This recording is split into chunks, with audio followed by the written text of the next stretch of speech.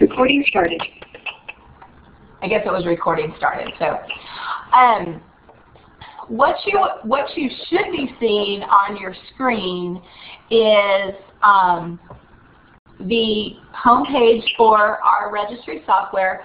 It has a similar look and feel to our website. So when people go there, they should have, it should feel like it's a place that they've maybe been before. So we wanted it to have kind of that similar look and feel so that it would be familiar. When you log in, and you'll be receiving a packet of information that will be emailed out to you after today's webinar.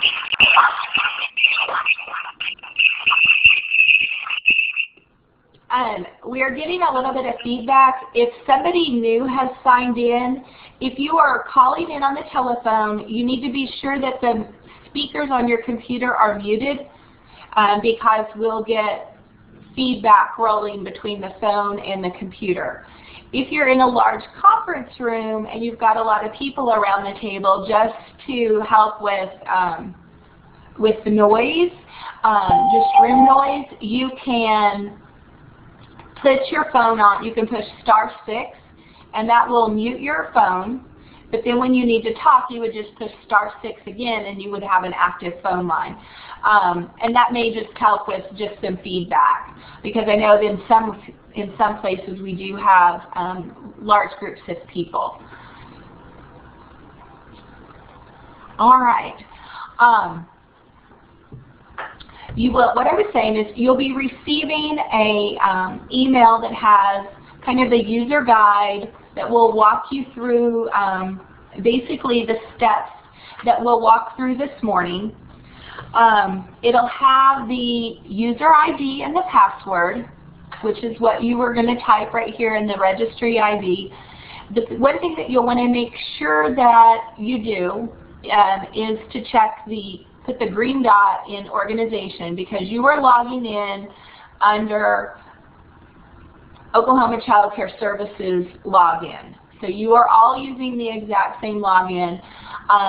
We have recommended, just for security purposes, that at the beginning of each month that the password would change, and then that you would get that sent out to you. But the manual that you'll be receiving probably this afternoon is going to have the user ID and password as it is set up right now. So I'm going to go ahead and type that in. So the user ID is 8046, and your password is REG, the number 1, STRY, and the number 1. And you're going to click sign in. And then that's going to kind of bring you to your organizational page. And you're going to choose Registry Reports. And then you're going to choose Facility Staff Report.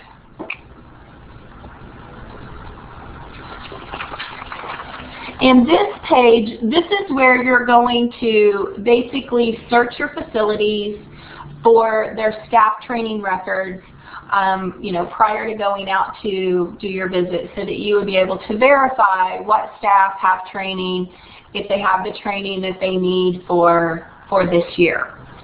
So you will type it in by K-8 number. So that's basically all you'll have to have when you sit down at the computer, would be your user ID and password, and then the K-8 number for the facilities that you're going to search.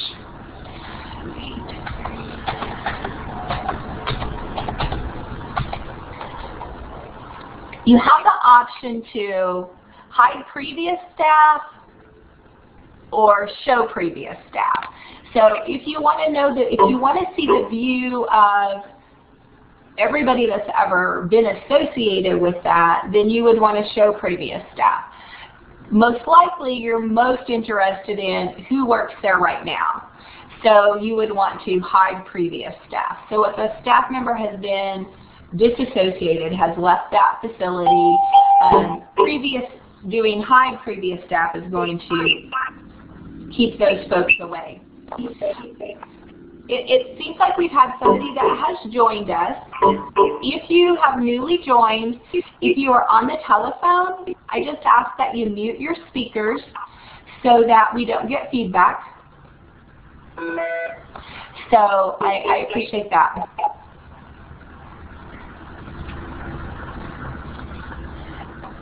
Okay. Did I have a question?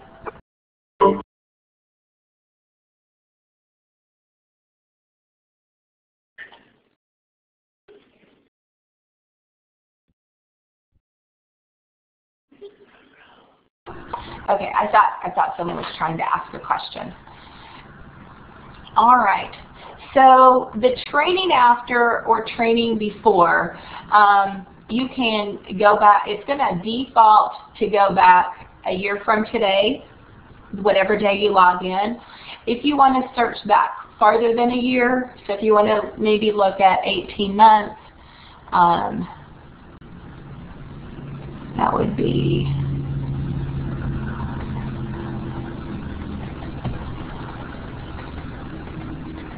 September of 10. So we could do September 30th of 10 to March of this year would give you 18 months worth of data. And then you would just click View Report. The report that you're looking at it's an actual facility, and this is their actual report. It's at the Children's Place at Integris Baptist Medical Center. And they are participating in our pilot currently, so they have had the opportunity to go in and do some cleanup of their data.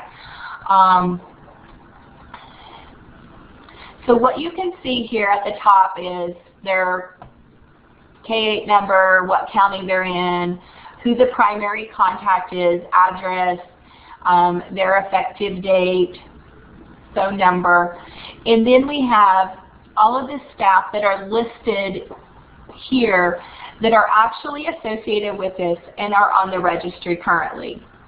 So if someone isn't on the registry, then they're not going to be visible here. Integris right now is in the process of, they've seen this view and they're in the process of getting all of their staff on.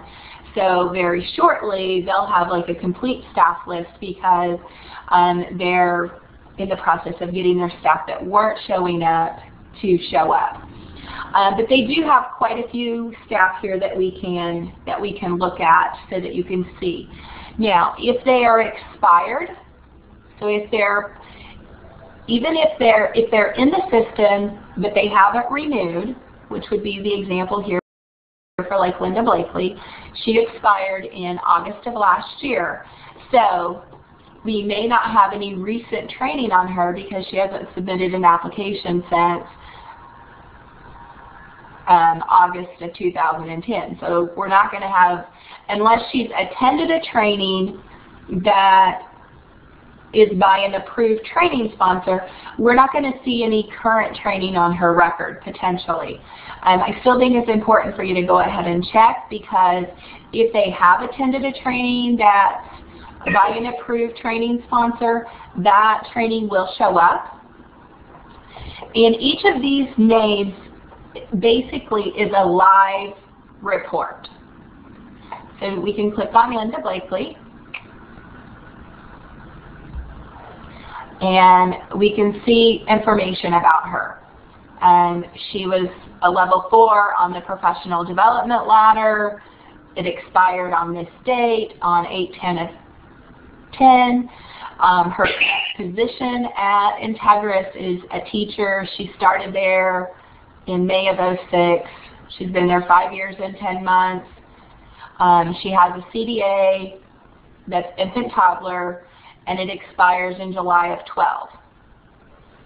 If she had training, it would be listed right here, but it says no records within the dates provided. And we did training that started from September of 10, so we went back 18 months.